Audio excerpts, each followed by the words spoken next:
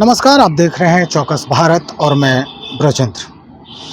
भाई जो विधानसभा चुनाव के पहले कई ऐसे मुद्दे अब सामने आ रहे हैं कि भाई बिहार सरकार के लिए एक नई परेशानी खड़ा कर सकती है। दरअसल अभी जो एक और रिपोर्ट आया है सीएजी का, यानी जो कहा जाता है कि कंप्ट्रोलर एंड ऑडिट जनरल के तरफ से जो रिपोर्ट आता है उसमें लगभग 70,000 करोड़ रुपए का घोटाला जो है वो सामने आया है। अब ये क्या है पूरा मामला हम विस्तार से बताएंगे, लेकिन उससे पहले हम विपक्षियों की बात कर लें और हम आपको दिखाना चाहते हैं कि ये कार्यालय है राजद का, यानी राष्ट्रीय जनता दल का, और यहीं पे दरवाजे पे एक बैनर फिर से लगाया गया है।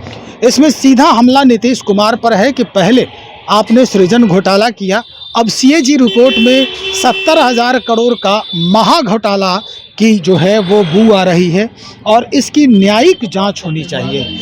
अगर कहा जाए तो कुल जीडीपी का 8.5% का ये महा घोटाला है। अब एक एक करके इसको विस्तारित किया गया है कि पंचायती राज विभाग में 28,154 करोड़, शिक्षा विभाग में 12,623 करोड़, नगर विकास विभाग में 11,065 करोड़ और ग्रामीण विकास विभाग में 7,800 करोड़ और लास्ट में कृषि विभाग में 2,107 करोड़। बिहार को लगभग 12 से 34% का जो कर्ज है इसमें इजाफा हुआ है। एक और अहम बात बता दें कि 1,20,000 से लेके 1,50,000 लगभग जो है वो प्रधानमंत्री आवास योजना में लोगों को मिलता है, यानी कि लगभग 60,000, जैसा कि एक रिपोर्ट है कि लगभग 60,000 लोगों की ये आवास योजना में मिलने वाली जो राशि है वो जो है उसका गबन हुआ है, उसका घोटाला हुआ है। कई ऐसे तथ्य अब सामने आ रहे हैं। हम आपको ये दिखा दें कि नसीमा जमाल हैं, प्रदेश महासचिव हैं राजद की, उनके तरफ से, और ये भाई अरुण हैं, प्रदेश महासचिव हैं राष्ट्रीय जनता दल की, उनके तरफ से ये बैनर यहाँ पर लगाया गया है। विधानसभा चुनाव के पहले अगर इस तरह की बातें सामने आ रही है, इस तरह के घोटाले सामने आ रहे हैं, तो निश्चित तौर पर वर्तमान सरकार के लिए एक पेशोपेश की स्थिति तो होगी।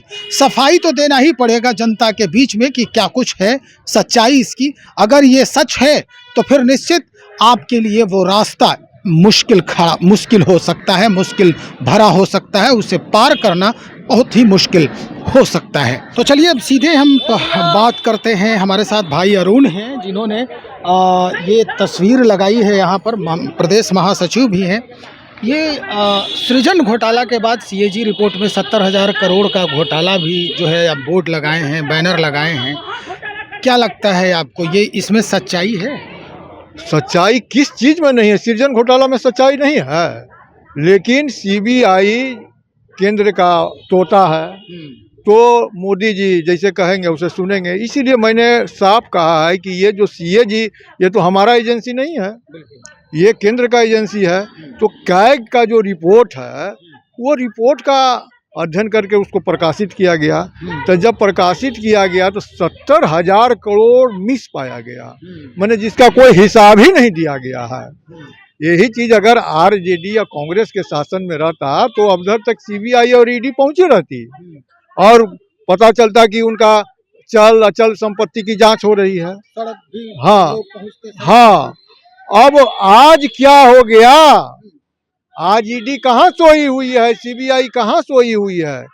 इसको तो स्वतः संज्ञान लेना चाहिए था। लेकिन मेरी डिमांड ये नहीं है कि सीबीआई और ईडी इसकी जांच करे।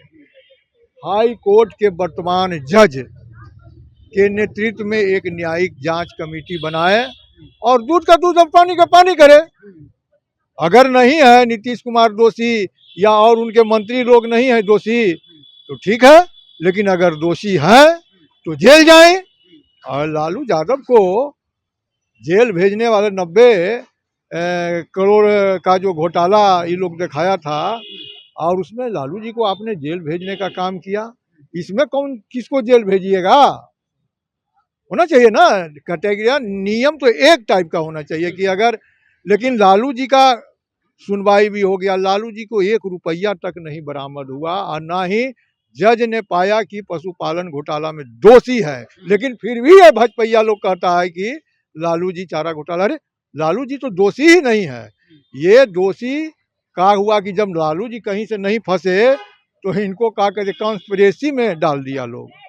तो ये स्थिति है। आज जो चोरी कर रहा है उसको ये मोदी जी बचाने का काम कर रहे हैं। तो मोदी जी और नीतीश जी की जोड़ी, ये सब जो है चुनावी खर्चा है, ये सब पॉकेट में जा रहा है। अरुण जी, क्या आप लोग मतलब ये समझते हैं कि इसका प्रभाव, जैसा कि आपने यहाँ लिखा है कि सृजन घोटाला, अब सीएजी घोटाला, इसका प्रभाव वर्तमान चुनाव पे भी पड़ेगा? आप लोग इसके लिए सड़क पर देखिए प्रभाव पड़ता है, ऐसे नहीं पड़ता है प्रभाव, माहौल बनाना पड़ता है, हवा बनानी पड़ती है। अगर कहीं चोरी हो गया है तो आप FIR लिखाइएगा, प्रदर्शन करिएगा, तब ना उस पूरा मामला हाईलाइट होता है। ये मामला को मेरा ड्यूटी जहाँ तक है, मैं सड़कों पर ही ना कर सकता हूँ। मैं सदन में तो नहीं हूँ कि सदन में इसको उठाऊंगा। नेता प्रतिपक्ष के रूप में नेता प्रतिपक्ष जरूर उठाएंगे इस मामला को। सदन तो अब खत्म हो गई, अब क्या सदन में उठाएंगे? हाँ, लेकिन लोकसभा में हमारे मेंबर लोग जरूर इसे उठाएंगे और सदन से सड़क तक लड़ाई लड़ी जानी चाहिए।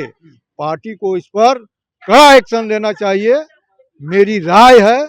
और पार्टी को इस पर आंदोलन भी करनी चाहिए। हम लोग आंदोलन करने के लिए तैयार हैं। जेल भी जाने की अगर नौबत आई तो जेल भी भरो आंदोलन भी हम लोग चलाएंगे। मतलब चुनाव के पहले इस पर, मतलब ये जो घोटाला है सीएजी आप कह रहे हैं, ये बहुत बड़ा चीज है। ये बहुत बड़ा चीज है। हमारा वो आपका पैसा को निगल गया है। जो हमारा GDP है उसका GDP का 8.5% का घोटाला है। जोड़िए, कई विभागों में दिखाई दे रहा है। कई विभागों में 1 2 3 4 5 विभागों में घोटाला है। पांचों को मंत्री को पहले तो बर्खास्त। सारे विभाग जो है जनता से सीधे सरोकार। नीतीश कुमार को तो सबसे पहले ये जो विभाग के मंत्री हैं उसे अभी तत्काल हटाना चाहिए। कोई भी जांच के पहले मंत्री को इस पद पर नहीं रहना चाहिए। चलिए, बहुत शुक्रिया। भाई अरुण RJD से हैं, प्रदेश सचिव हैं, बातचीत कर रहे हैं। अब सीधा हम आगे बढ़ते हैं और आगे जो मृत्युंजय तिवारी जी हैं उनसे बात करते हैं। जिन्होंने लूटा है, ये महा घोटाला है। 70,000 करोड़ का कोई हिसाब नहीं मिल रहा है, CAG का रिपोर्ट कह रहा है। अब लोगों के मन में ये आशंका है कहीं ये तो कारण नहीं है नीतीश जी का फिर से बीजेपी से हाथ मिलाना, क्योंकि जो बीजेपी से हाथ नहीं मिलाते फिर उनके ऊपर जांच एजेंसियां IT ED CBI आती है, जो हाथ मिला लेते हैं तो फिर इसी तरह से बच जाते हैं।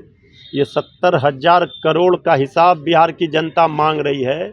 बिहार में डबल इंजन की नीति से सरकार में अपराधियों और भ्रष्टाचारियों की बहार है। स्थिति यही है। आपने सुना कि मृत्युंजय तिवारी जी क्या कह रहे हैं। निश्चित तौर पर ये बड़ा मसला है और चुनाव के पहले इस तरह के मसलों को खड़ा करना, एक ये जो है जनता के बीच में ये जो नेगेटिव संदेश है उसे ज़्यादा तवज्जो मिल सकता है, जैसा कि तिवारी जी खुद कह रहे हैं। तो चलिए हम आगे भी और लोगों से भी बातचीत करते हैं इस बाबत कि क्या कुछ नया इसमें जो संदर्भ है उसकी जो है वो सामने आने की संभावना है। तो चलिए मिलते हैं, फिर बने रहिएगा। बहुत शुक्रिया।